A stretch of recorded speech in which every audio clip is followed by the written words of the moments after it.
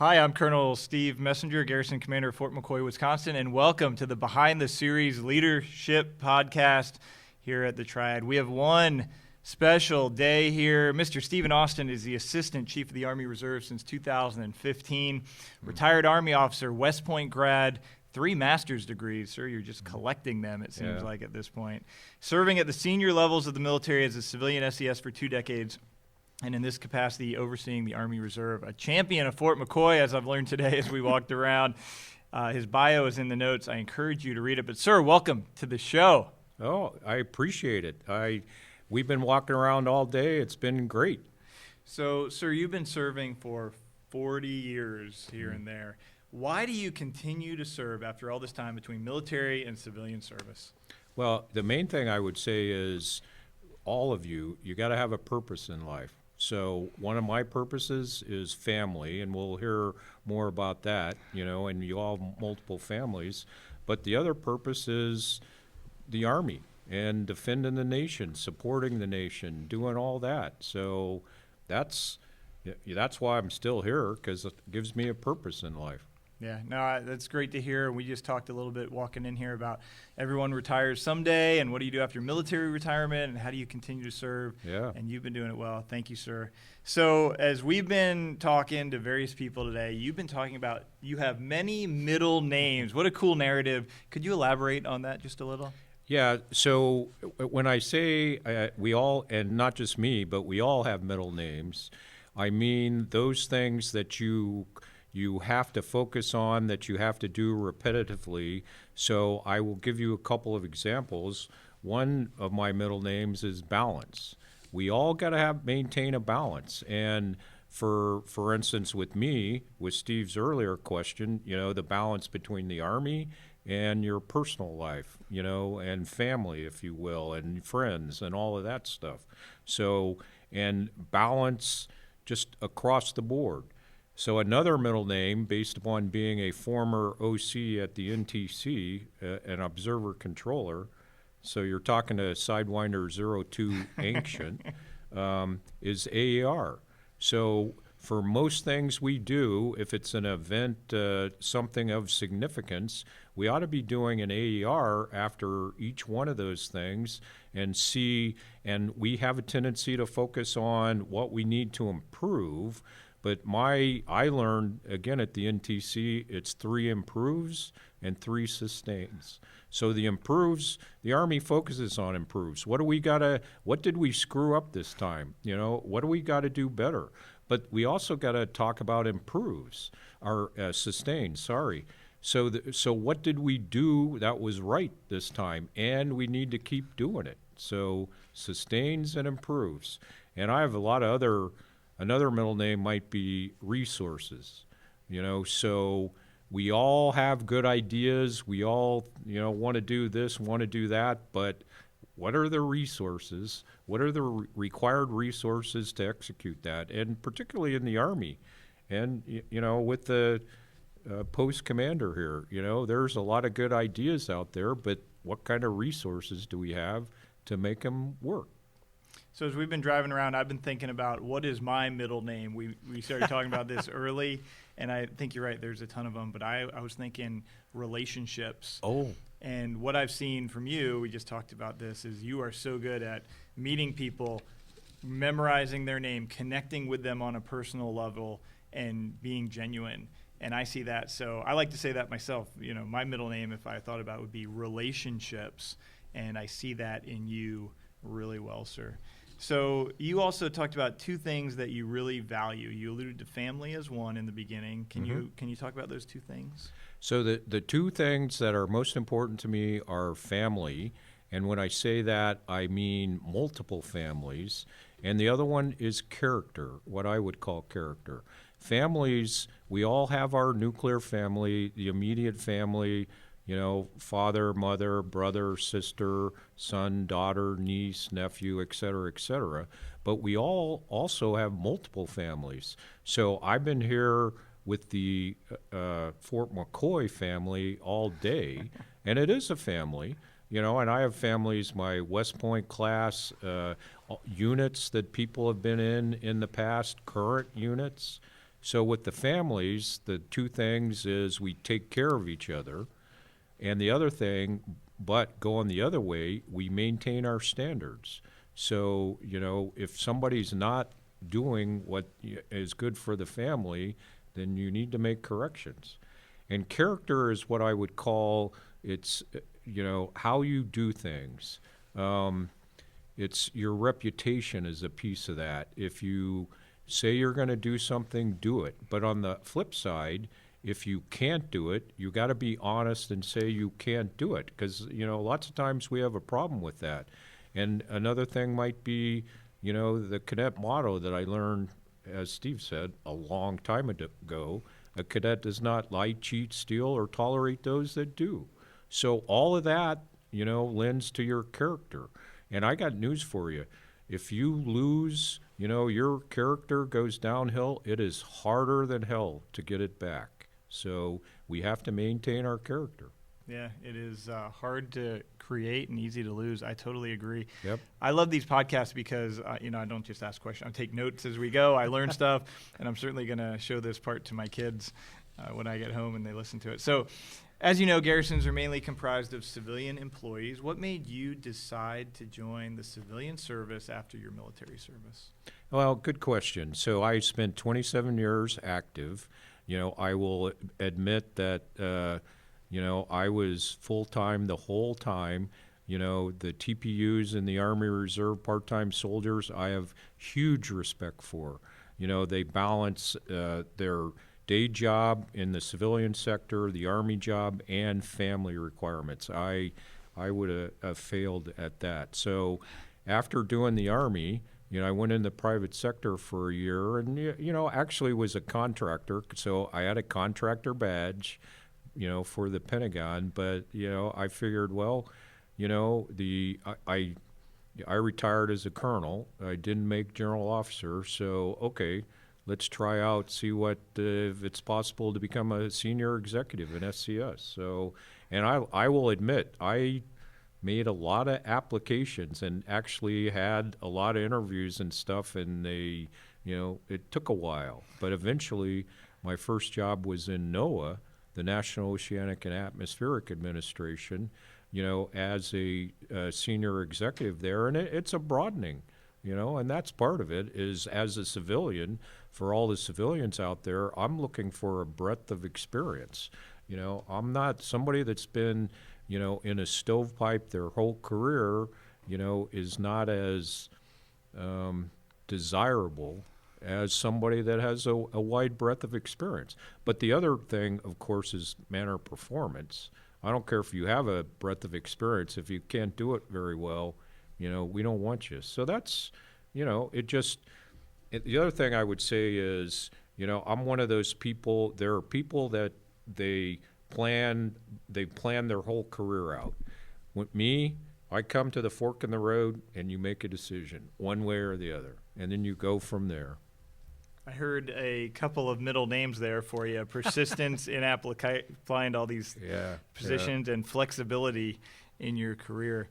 What do you think are the differences between leading as a military officer and then as a civilian? Are there differences in your mind? There are. I mean, management and leadership, dealing with people is the same, regardless of whether you're civilian or military.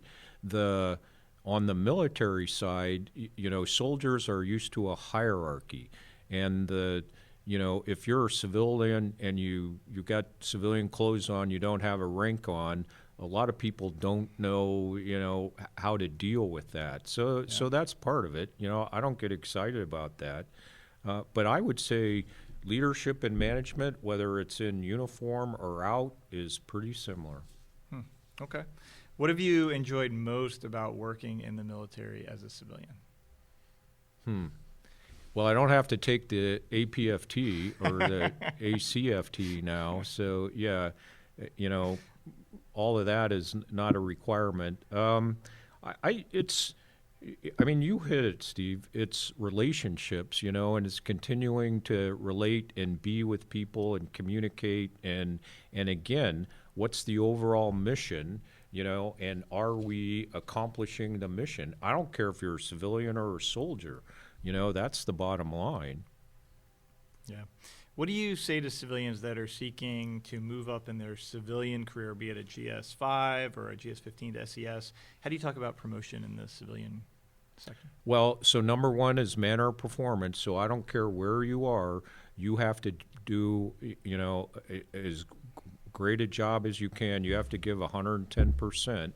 But the other thing I would, what interests you? I'm not, do I have any interest in being a maintainer? I maintain my car, but, that's, so where do you have interest? And then, where do you think you can contribute the most? And that's, again, I go back to my earlier comments. I'd like to see a breadth of experience, but, if you're in a position, you got to do well at it. You got to be interested in it, and you got to be helping get towards the mission. So that's my thinking on that one. Yeah, no, I appreciate that. I always talk about the sweet spot where your passions and your talents intersect. Yep. And if you can find that, or if you're operating outside of it, you're probably not going to be very successful or competent. Check. You need to find where you're really happy and enjoying life and then excel in that. Yeah, and all of that contributes to allow you to get to the mission faster, better, all of that, more efficiently, more effectively. Yeah. I want to shift just a little bit to Fort McCoy here. You work at the highest levels of the Army Reserve. What's the perception of Fort McCoy from your position where you sit up in Washington? I think Fort McCoy has a great reputation, and I go back to using that term. The people here, they get the mission done. There aren't issues that pop out. Once in a while, maybe a fire, issue, but no, and that's part of it. And I think part of what we see, that's why McCoy was named an MFGI by the headquarters DA, is because they knew that we mobilized people before. McCoy had been doing that. They can do it again. They can get the mission accomplished. So I would say, the reputation of McCoy is at a, very high level. I appreciate that. And our motto is to be the strategic support area of choice. And you're right. To be that, you have to be competent in what you do, demonstrate it through OAW, through the recovery phase, through training. And I agree, the civilians that really run and operate Fort McCoy are just incredibly competent. How do you envision the future of Fort McCoy? So we just took a whole tour of this day. Do you see the mission changing, staying the same? Well, from everything I've seen, at least in headquarters DA and the Pentagon, I don't see much changing in the immediate future. What I may see changing is with the more focus on the MFGI based upon what we see out to the west, in China, out to the east with Russia, the greater international environment. So, but is anything popping up there that would, say, yeah, we need to make a right turn here? No, I don't. I think it'll continue. Yeah. And for our first-time listeners, Fort McCoy has those 3 core missions, and one is the reserve and guard training mission. 2 is the mobilization force generating installation mission to mobilize a massive amount of soldiers in case of a contingency, and 3 is a strategic support area to attend whatever contingency the United States might need us for, whether it's disaster relief or welcoming Afghanistan guests. So yeah, well, and so the other thing I would interrupt, Steve, is when you look at geography, Fort McCoy is kind of unique. You go out to the west, you have to go to Fort Carson. If you go down south, you got to go to Knox. If you go out to the east, Dix. There isn't, for the Army, there isn't a lot up here. So, Fort McCoy does fill a pretty unique position. Yeah, no, I appreciate that. I'm going to kind of bring us up another level to the strategic level. Can you share a little bit about where the Army Reserve is heading? Yeah. So right now our in strength is 177K. There's some discussion about, will it stay there? Will it go down? We are actually only like 200 or so below our authorized in strength right now. Some of that, with the bringing on of IPSA, do we have a good data track? Some unknowns there. I don't know. But we've seen that Compo 1 is having trouble, maintaining their end strength, with recruiting and all of that. Same with us, but we've come out with at least the car with the new logo, and the big Army with the new logo. And for the car, Army Reserve it's your time. So, will we be able to get Generation Z and new soldiers in? It'll take time. But from a broader perspective, we see the demand for the Army, it's not going down.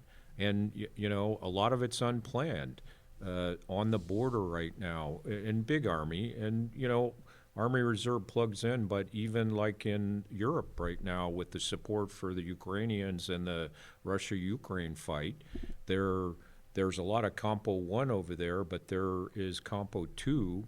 There are soldiers over there. Part of the problem where they would like to have more Compo 2, but we don't have the authorizations. But right now, as we talk, Steve and I talk, there are 6,000 Army Reserve soldiers that are mobilized in the CENTCOM AO, and total about 9,400 Army Reserve soldiers mobilized today. And do I see that going away? No. And the Army, all compos, Army in total just seems to be, it's like with the Afghani support. Where did the nation go? To the Army. Yeah. So I don't see that changing. Whatever the next issue pops up, it's probably going to be the Army. Yeah. And I love what you said there, what the car said. It's your time, right? And that's so subjective, right? Because your time might be a 21-year-old person like going into basic training or trying to be a young officer. Your time might be someone like me who's nearing the end of their career. I have between 0 and 7 years left, right? Yeah. Or your time might be you've retired and joined the civilian sector. Right. What are you doing to carpe diem this thing today and seize it? Yeah. No, and it goes back to my comment about what's your purpose in life, Yeah. And that's everybody, what's your purpose in life? Yeah, and back to family and how are you supporting your family while serving the nation and doing both well at the same time. That's awesome.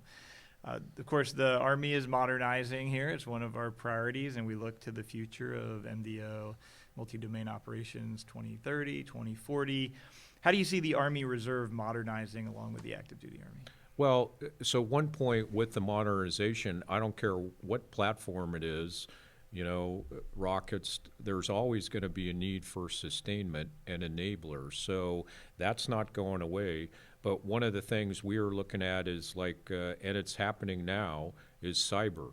The growth of cyber in the Army Reserve. So that's going on.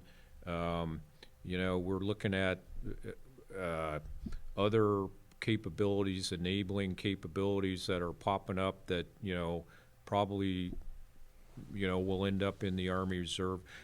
And the other part of that aspect is that our soldiers, they, at least the TPUs, they have day jobs, and a lot of them are a lot more capable than, their counterparts. So we were talking to MP soldiers today, and a lot of them, that's what they're, police officers on a day-to-day basis. And if you're active Army on a post, it just ain't the same. So I think the Army, and that's part of the reason why 9,400 soldiers mobilized, is because the Army needs some specialist in something, and they tap into us. Yeah. And we talked about that earlier today. There are a number of civilians that work here for Fort McCoy that are Army reservists in their spare time. And they go and train or do a mission and come back more competent in their job, even though they might not even be related than when they left. Yeah. No, and the private sector companies recognize that, and that's why, typically we don't have trouble. We have the P3 program, private-public partnership, where if soldiers need jobs, actually soldiers, family members, we facilitate that. And with companies, they recognize with a soldier, what do you get? The leadership, the discipline, all of those skills that, somebody they're bringing right off not going to have it. Yeah, I love how it's less of I'm losing you for a weekend or 2 weeks, and more of I'm investing in you for a weekend or 2 weeks, and I get a better employee on the backside. Right. Absolutely. That's pretty awesome. So as we think about kind of recruiting in the Army, and today we talked about both civilian and military recruiting, it's the entire country is recruiting for jobs right now. What do you see we can do to help at the micro and macro levels of recruiting? Well, so you're exactly right, Steve. We have so many competitors out there for, recruiting, in the private sector and then other government agencies, other militaries. I would say, and the CAR says this too, everybody is a recruiter. And I don't care if it's on the military side or civilian side. And part of it is, telling your story and interacting with people. And, sometime, and I've got them, in a restaurant somewhere, a question from somebody, answer the question.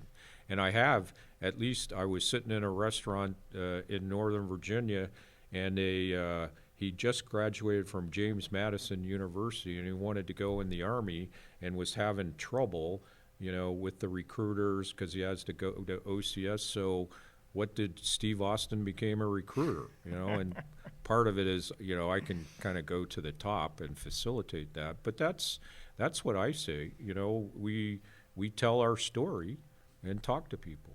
Yeah, and the cool part is the story we all have is different, and it matters, and it's unique, and it's fun to tell. Yeah. Like, we have a story worth telling.